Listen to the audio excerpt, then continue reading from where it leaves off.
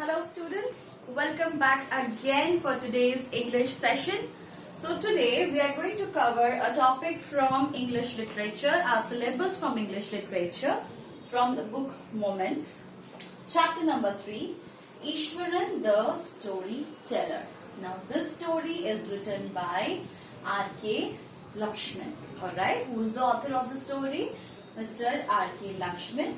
And what's the name? It is Ishwaran the Storyteller.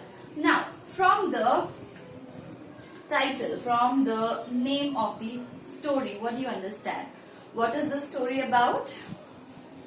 Yes, so this story is about a person named Ishwaran. Okay, and the title goes like Ishwaran the Storyteller. Now, we have to go through the story why Ishwaran is called a storyteller. Who is a storyteller? Someone who has an extreme, profound, quality of narrating a story, right? Not everyone can narrate a story well. Like if you talk about me, even I don't like to narrate a story. Someone asks me what's the story about. Okay, so किसी को story बोलना अच्छा लगता है और कोई बहुत अच्छी तरीके से स्टोरी नरेट कर सकता है. सो इसीलिए ये पूरी जो स्टोरी है ये ईश्वरन करके जो इंसान है उनके बारे में है और उनको क्या बोला गया है? He is the story teller. अब उन्हें स्टोरी टेलर क्यों बोला गया है? Let's see in the story. But first of all there are majorly two characters. The first character is Mahendra. Now who is Mahendra? Mahendra is a person who is narrating the story of Ishwaran. Alright. Also, who is Mahendra? Mahendra was a supervisor who used to move around from place to place. And Ishwaran, the story is all about Ishwaran. Who was Ishwaran? Ishwaran was the cook or the helper of Mahendra. Now Mahendra used to roam around from place to place for his work, and Ishwaran used to go with him at all the places, and he used to help him for all the day activities. He used to prepare his food, all the other household activities. Everything was performed by Ishwaran. But what was the special quality that Ishwaran had? He was a storyteller. That's correct. So majorly there are two characters, Mahendra and Ishwaran. There is also a character called Ganesh. Now who is Ganesh? Ganesh is a person to whom Mahendra is narrating the story of Ishwaran. Ganeshan कौन है? Ganeshan वो इंसान है जिसको महेंद्र ईश्वरन की story बता रहे हैं. ठीक है? Now, if you see, just after the title, there is something written. One night, Mahendra woke up from his sleep and saw a dark, cloudy form. He broke out into a cold sweat. Was it a ghost? Now, when you read this, you won't understand what is it all about, right? So, let's quickly read out the story and see what is the story all about. The story was narrated to Ganesh by a young man, Mahendra, by name. So ये story कौन बता रहा है? Mahendra. He was a very young man और वो young man का नाम क्या था? Mahendra. और किसे बताया जा रहा है? ये story किसे narrate किया जा रहा है? Ganesh को.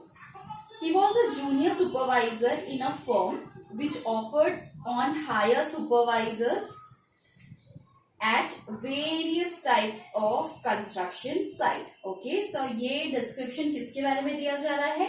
महेंद्र के बारे में दिया जा रहा है. Who was Mahendra? Mahendra used to work as a junior supervisor in the firm.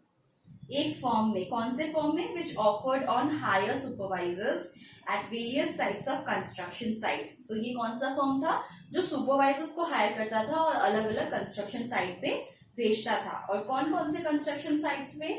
Factories, bridges, dams and so on. So ऐसे जो भी कंस्ट्रक्शन साइट्स थे वहां पे उसकी जो फर्म है महेंद्र जहाँ काम करता था वो एज अ सुपरवाइजर काम करता था और उसको इन सारे कंस्ट्रक्शन साइट्स पे भेजा जाता था सुपरवाइज करने के लिए. Mahendra's job was to keep an eye on the activities at the work site. तो यहाँ पे महेंद्र का क्या काम होता था, महेंद्र को सुपरवाइज करना होता था, जो भी वर्क साइट पे एक्टिविटीज हो रही है वहां पे वो ध्यान रखता था. So basically he was a supervisor who used to supervise the lower level staff. He had to keep moving from place to place every now and then as ordered by his head office. So Mahendra का काम कैसा था कि वो कभी एक जगह नहीं रह सकता था. उसे एक जगह से दूसरी जगह जैसे ही उसे ऑर्डर आता था उसके ऑफिस से वहीं वहीं उसे जाना पड़ता था. From a coal mining area to a railway bridge construction site, from there after a few months to a chemical plant which was coming up somewhere. सो उसने महेंद्र ने कहाँ काम किया है, अ कोल माइनिंग एरिया, जहाँ पे कोल की खदान वो किया जाता है, जहाँ पे कोल को निकाला जाता है, कोयला को निकाला जाता है, वहां पे उसने काम किया है. उसने रेलवे ब्रिज कंस्ट्रक्शन साइट पे भी काम किया है, जहाँ पे रेलवे ब्रिज बन रहा था वैसे कंस्ट्रक्शन साइट पे भी उसने सुपरवाइज किया है. और वहां पे कुछ महीनों काम करने के बाद वो कहाँ पे गया, वो एक केमिकल प्लांट पे भी गया. सो ये पूरा महेंद्र के बारे में नरेट किया गया है कि महेंद्र कौन है, उसका काम कैसा है और वो करता क्या है basically. Alright, now second para, it's on page 13. He was a bachelor. किसके बारे में बोला जा रहा है, he was a bachelor, right. ये महेंद्र के बारे में ही अभी तक डिस्क्रिप्शन दिया जा रहा है. Who was Mahendra, Mahendra was a bachelor. Bachelor मतलब he was unmarried, he did not get married. His needs were simple and he was able to adjust himself to all kinds of odd conditions, whether it was an ill-equipped circuit house or a makeshift canvas tent in the middle of a stony quarry. So, क्योंकि Mahendra bachelor था, single था, उसके पीछे कोई family नहीं थी, तो वो अकेले ही हर जगह घूमता रहता था. और क्योंकि वो अकेला जाता था, उसके कुछ सिंपल रिक्वायरमेंट्स ही थी. उसे ज्यादा, जैसे फैमिली के साथ अगर हम रहते हैं तो हमारी बहुत सारी जरूरतें होती है, राइट, जिसे पूरा करना पड़ता है. लेकिन क्योंकि महेंद्र अकेला रहता था, वो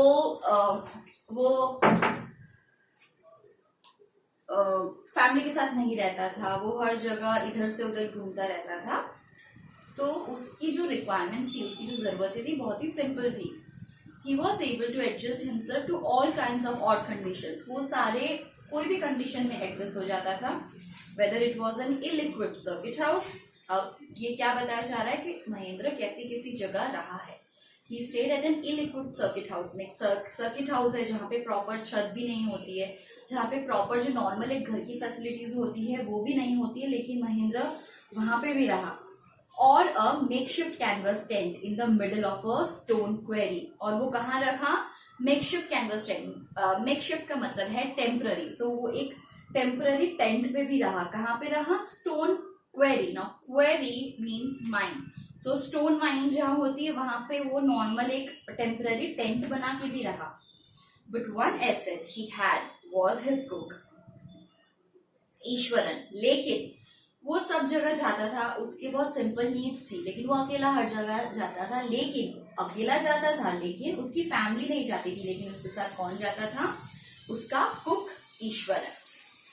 the cook was quite attached to Mahendra and followed him uncomplainingly wherever he was posted.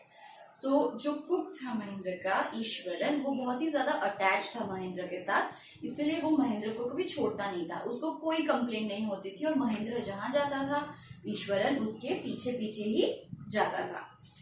He cooked for Mahendra, washed his clothes and chatted away with his master at night. So वो महेंद्र के लिए खाना भी बनाता था, उसके कपड़े भी धोता था, और रात को महेंद्र और ईश्वरन मिलके बातें भी करते थे. तो इन शॉर्ट महेंद्र का कंपेनियन था Eswaran.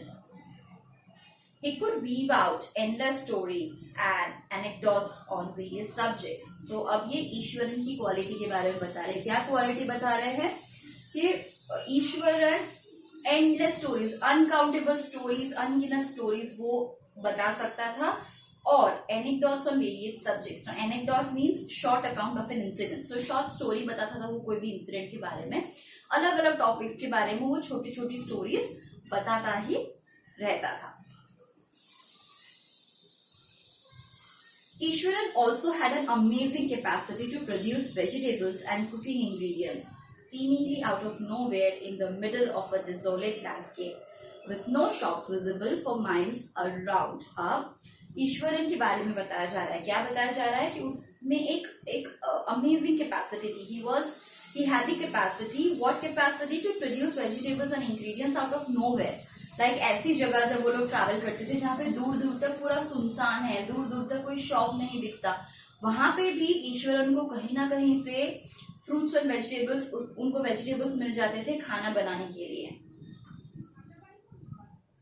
He would miraculously conjure up the most delicious dishes made with fresh vegetables within an hour of arriving at the zinc sheet shelter at the new place. So वो क्या करता था? Conjure means summon into action, मतलब काम में लग जाता था. बहुत ही miraculously वो काम पे लग जाता था. कहीं से भी वेजिटेबल्स ढूंढ के लाता था और अलग अलग डेलिकेसीज महेंद्र के लिए बना के खिलाता था, वो भी 1 घंटे में. कहीं वो लोग जाते हैं within an hour of arriving, so कहीं वो पहुंचे हैं. सब ये बताया गया है कि एक जगह ऐसे पहुंचे जहां पे जिंक शीट है, shelter at a new place. So proper छत भी नहीं है, ऐसी जगह वो पहुंचे जहां पे मेटल का शीट लगा हुआ है. वैसी जगह जाके जहां पे पूरा डेजर्टेड एरिया है, आसपास दूर दूर तक कोई भी शॉप्स नहीं है, कुछ भी नहीं है, वहां पे भी महेंद्र को फ्रेश वेजिटेबल्स मिल जाते थे और 1 घंटे में वो अच्छा अच्छा खाना बना के महेंद्र को देता था. ऑलराइट, बाकी का story in our next video. Thank you.